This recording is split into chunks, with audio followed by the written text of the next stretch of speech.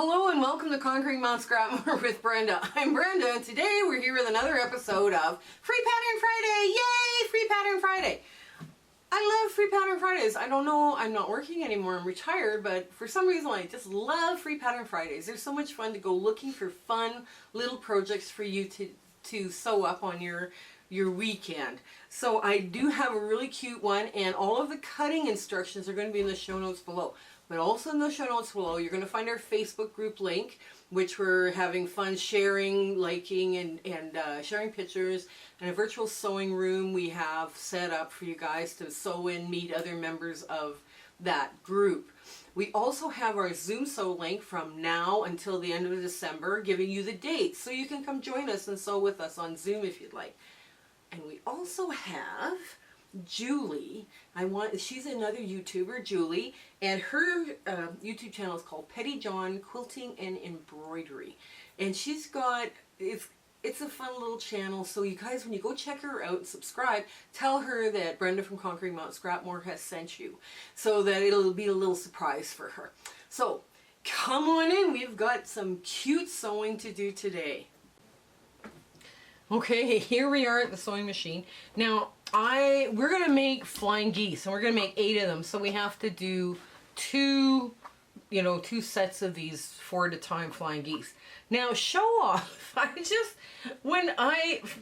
went digging through my crumbs, and I found this beautiful floral, and it's a larger scale floral, and I thought, ooh, wouldn't that be perfect for a larger piece? And I thought, okay, let's try this. So what I'm just going to finish, this is what we're trying to show off. Now, I'm going to just quickly draw the last of these blocks. Now I have a magic wand. Now what some people do is they iron in the fold. That also works. Whatever is going to work for you is what you do. Now I just have this little magic wand. Yes, it broke, but I mean it works well. So it's a 1/4 inch. So now what you're going to do is you're going to sew inside that line to get that perfect 1/4 inch that you're going to need for these flying geese. Now this comes together very quickly. So this is where we've laid it out. So I have lots of nice white space, but let's just move this out of the way. And I've got the right foot on. Now in my scraps I did not have enough white on white like this fabric here, right? So I figured, okay, I can go all scrappy and it'll be good, right? So I'm just going to line them up like so, and now I'm going to lift my foot just a bit and get that first stitch.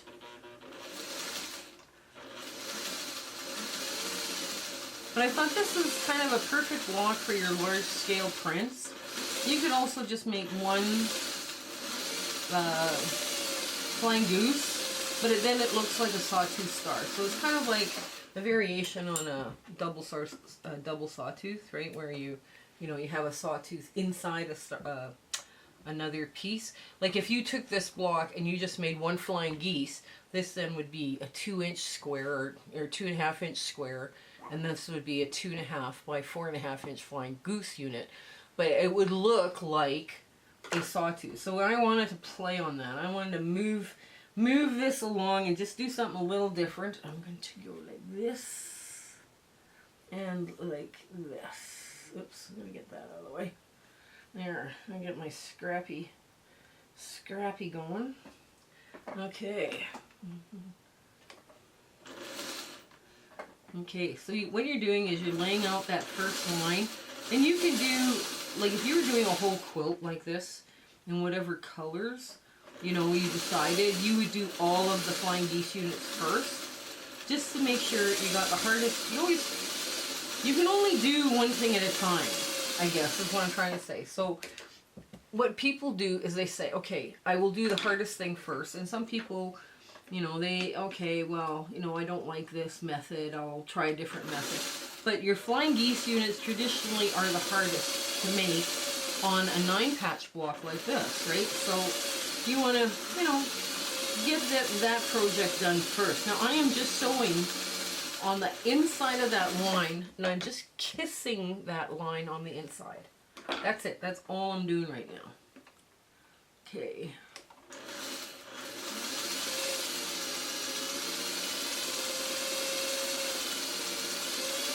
And I'll try and show you one. Now you can see it a little better. Okay.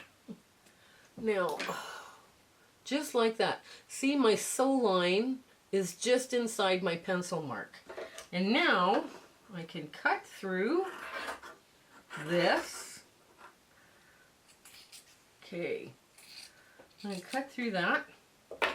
And I'm going to end up with a very weird, funky little shape, but it works. Oops, it works. It does work. Okay, here we go.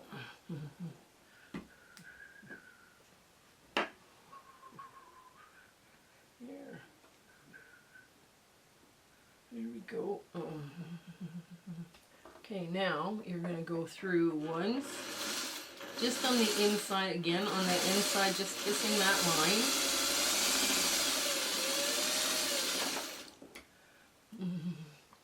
Yeah, and these, when you see how these are done, they're not hard. They are not hard at all.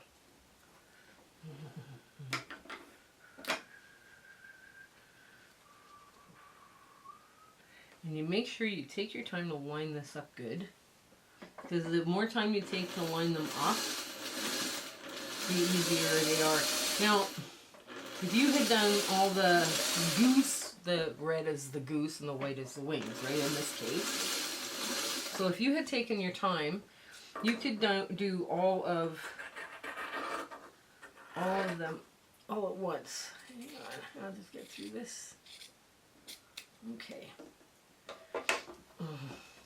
You know, like for, let's say you're making 35 blocks where you have a 5x7 layout for a twin size quilt, right? Because this is a 12-inch finished or 12.5-inch unfinished block. So you have a fairly decent sized block when you're done. This, you would make your 70, goose blocks, and you would run them all through, and then everything is ready for you to put the block together. But that's just the way I would do things, because I always look for an efficiency, and threads are not efficient. Okay, here we go. Just like so.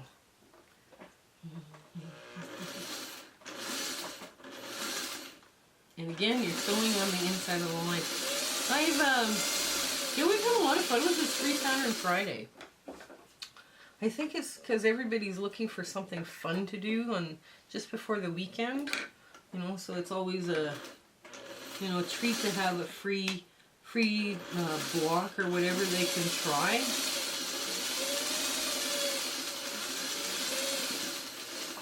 Oh. And if you have, let's say, a bunch of things that you would like to try, you should also mention those in the comments too. Because let's say you want to try Tri-Rex units or blocks with Tri-Rex units, you should tell me. Let me know and I will go looking for them. So, or I could design one where we have Tri-Rex triangles, and then you would have something that you can learn how to do too. I mean, that, if you have a certain unit like a beam block or kite blocks, or, let's say you want to, how do I do a tippy canoe, or, oh, I am out of bobbin. Ah, no wonder that went so quickly. Okay, let me just get this. That was bound to happen eventually, yes. I'm out of bobbin. That's okay. I got more bobbins. I have a lot more bobbins, all good. It's easy to change these bobbins. Add more thread. Okay, here we go. Let's pull out a little bit more. Here, and I'll give it a quick wipe, because I try and wipe out after every bobbin change. I'm always surprised how much stuff comes out. And I'm using up thread that is a little fuzzy, and it's not the right color, of course, to be doing this with, but hey, it works. Now, you can use any color you like on these blocks. Just shorten your stitch length, and then your pieces aren't going to come apart so you won't see that you're, you know, using blue and red thread or whatever color you choose to sew with. The other thing too, keep in mind, is that you can use any color thread on a project as long as it is the same value as the project. So let's say you're sewing with dark brown. It's highly unlikely you'll see navy thread or black thread on a dark brown piece. So you could use, you know, you could use a dark brown, like, you know, on those kind of colors up, or a dark gray. Even a really dark red thread would go on a dark brown, because you wouldn't see it because it's the same value, right? You would see like white thread on, okay, you would see white thread from across the room on dark brown because it's not the same value. Okay, let's get these now cut. Cut and trimmed. Well, there we go. Now we just cut down the center, and we're going to have 8 flying geese here in a second. Okay. And if any of you can hear the cat in the background, yes, he's here. I'm not sure what his issue is, but okay. So I got my fabric scissors, and we're going to just give it a quick finger press. Okay. So I thought this little polka dot looked cute. I thought, well, that would be darling. I love little polka. I love polka dots, period. So, okay, now we're going to change feet for the rest of this because I have a new 1/4 inch foot I found on Amazon that I just really like, and I'm quite enjoying sewing with it. So we're gonna just quickly change the foot on this from a straight stitch foot or flat foot, flat normal, or a normal foot, to a 1/4 inch foot. Just so, here we go. My old foot started giving me grief because the plow was cutting the thread. Like, there's a little plow on the side of this foot. Yeah, so anyway, so the way we sew these is we're going to line this up just like so, and now if you sew it like that, you can't see your point. You're going to flip them over so you get to see this point. Now this point might be really hard for you to see, but I can see it. There's thread. I'll show you here. I'll show you on the next one. So you now can steer this point. Okay. So I'm going to show it. I'm going to make this darker. Maybe that will help you see it, where the thread is.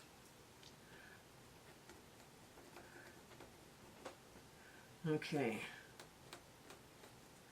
Now what I've done is I've darkened the thread.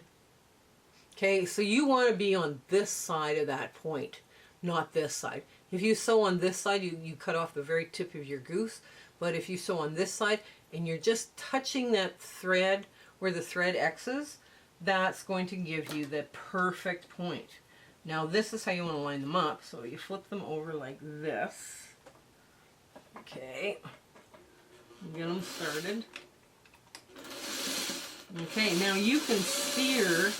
If your flying goose is a little off because of user error, then you just, you know, you roll through and get other stuff going for you. Okay, there we go. And just line them up. Oh, these are good size. These are perfect size too. I don't even have to trim them. Wow. Okay. Okay. And make sure I can see my point. There we go. Nice. Okay. Oops. There we go.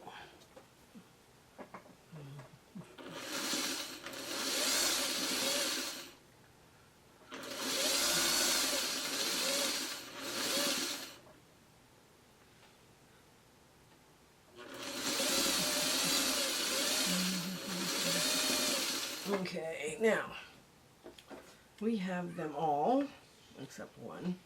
So I'm just going to quickly run through another leader ender 4-patch. I just love doing these. That's probably why I have so many orphan blocks, is I do all sorts of little leader enders as I go. And that creates more blocks. But I mean, this, I'm already creating another orphan block, but that's okay. That's okay. You'll be fine. They're all going to get used up. Now, once you've got them all trimmed or sewn together, you just want to quickly trim off the dog ears, right? And let's see. I'm going to give this a quick open it up. And okay, now I'm going to show you, just finger press this out of the way. And I'm going to show you where that point, when you do your points that way, you can see them. You have like what, a thread between the red and the red, like the thread of white, you know, if that, right? So you start placing them in place. And you're just trimming off this. The block doesn't have all this extra bulk, right? And you just give them a quick little snip. Oops, let's go this way. All right. That finger presses out of the way. There we go. Now we're going to line these up so they all point towards the middle, right? Because we want everybody to look at the beautiful flowers in the middle. Yeah. Here. Okay. Oops. I missed one? Yes, I did. Okay. Okay. Give this, and they're all, you can see those points are just perfect, right? When you do it that way. And this is too how you become a better quilter, is like, okay, how can I improve this? You know, even if you never want to go into a quilt show or anything, you know, it's nice to know you have a skill that you can improve upon. And it's not just, you know, quilting, sometimes people say, oh no, I could just do, you know, simple stuff and I'll be happy. And yes, there's people, they never enter a quilt show. They are just happy and joyful with whatever they are doing. And there we go, another perfect point. Okay, so we got 4 perfect points. Now, how do we keep them as we're sewing them, right? Well, the best way to do this is by webbing. You've got all these points now that are going to be in the right direction, and this is what the block starts to look like. Okay, so now we're just going to web these quickly together. And now if you've cut these right and sewn these perfectly, they all line up beautifully. You don't have to do much.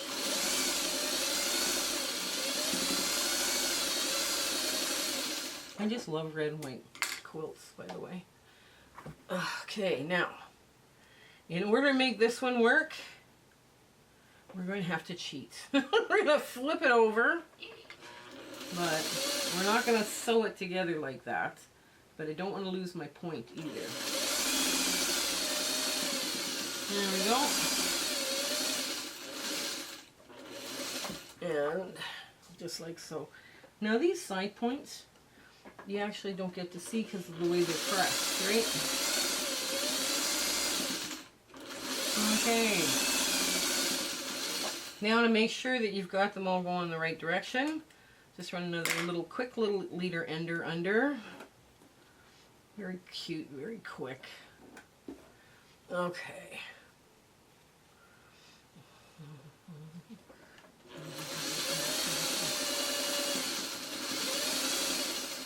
Okay, now, when you lay this all back, we have cheated because we've sewn the middle one incorrectly, right?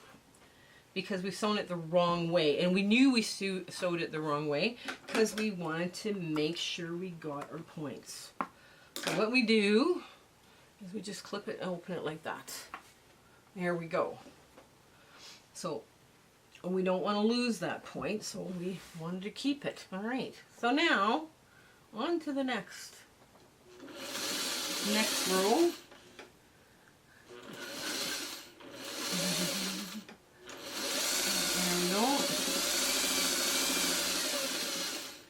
Now this point you don't worry about because it's just going in perfectly, like so.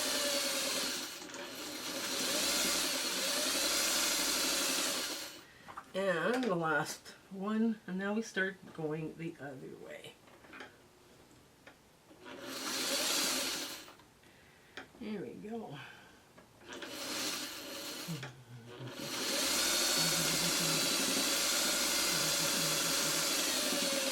Okay, and now let's get that little leader ender off. Put through another one just to keep the pile moving. I'm always surprised by the end of the day how many of these little blocks I have done when I've done a day of sewing. And I'm not, you know, sewing only them. I'm sewing other things, and this goes in between.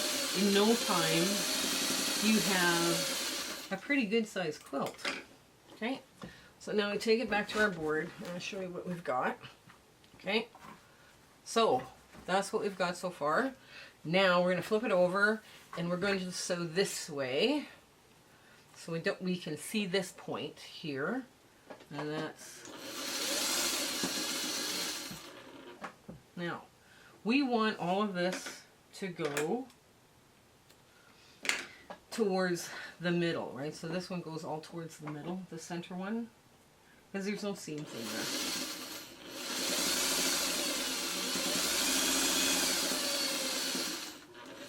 in there. Nice nest. And we want that to go to the middle. Okay.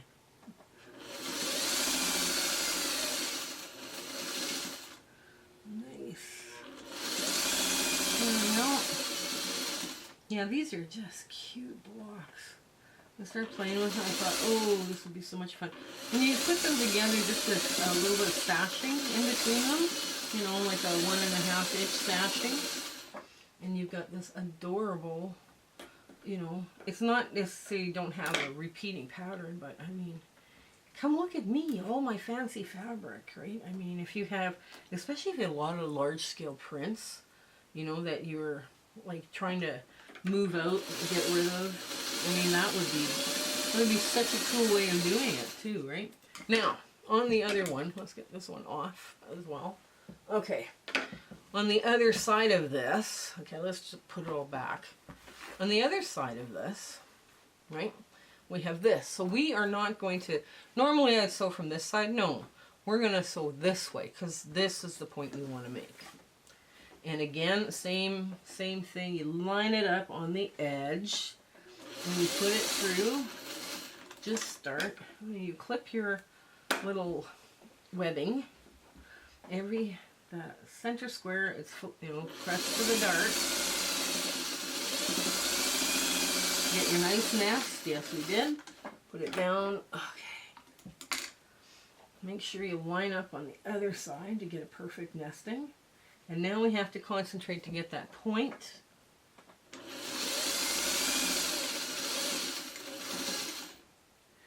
Okay. All right.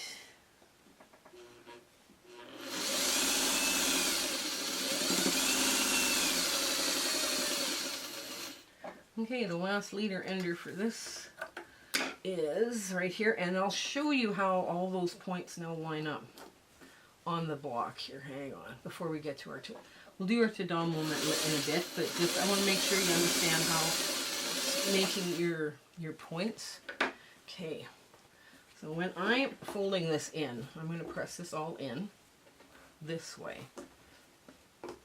It's all being pressed to the dark. There we go. Now, these are the points you made, right? Just perfect. And that's because you could see them. This one's a little big, but you can see your point, and it gives your work a lot crisper look. So let's get to our ta-da moment.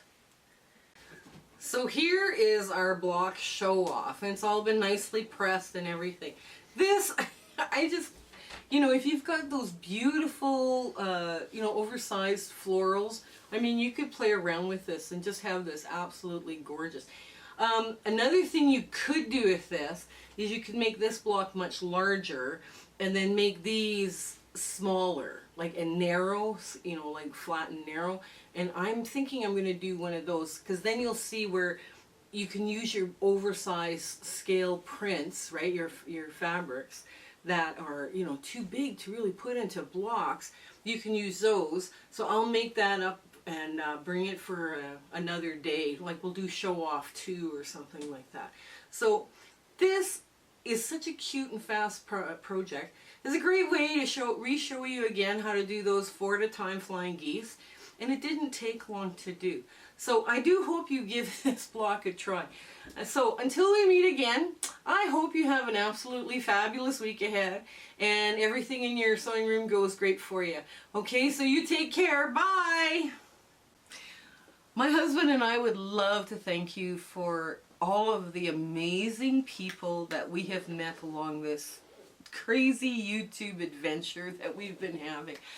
We do free speaking engagements too, so if you're part of a guild and they're looking for, you know, people to talk and, you know, and chat with, you know, in their monthly meetings, tell them that I'm doing free ones just to help the guilds out, because it's been a tough time for the guilds as well. You know, share, like, and subscribe with your friends. You know, make sure that they're, you know, they get the word out on us. That's the best way you can do to help us out. So until we meet again, I want to thank you. Okay, goodbye.